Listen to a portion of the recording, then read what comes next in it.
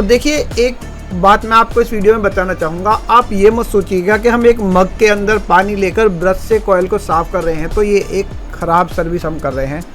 हमारे पास pressure pump है लेकिन हम 2 वजहों से इसकी सर्विस नहीं कर रहे हैं। नंबर 1 वजह, इसके नीचे LED लगी हुई है, हम नहीं चाहते कि उस पर एक बूंद पानी गिरे। और दूसरी वजह ये कि ये AC पूरे साल में 10-20 दिन मुश्किल से यूज़ होता है, जिसकी वजह से इसकी कूलिंग कॉइल पूरी तरह क्लीन है और इसमें किसी किस्म की कोई ऐसी डस्ट नहीं है जो कि बिना प्रेशर पंप के साफ़ ना हो। केवल ऊपर माइनर सी डस्ट है जो कि हमारे ब्रश से भी साफ़ हो सकती है।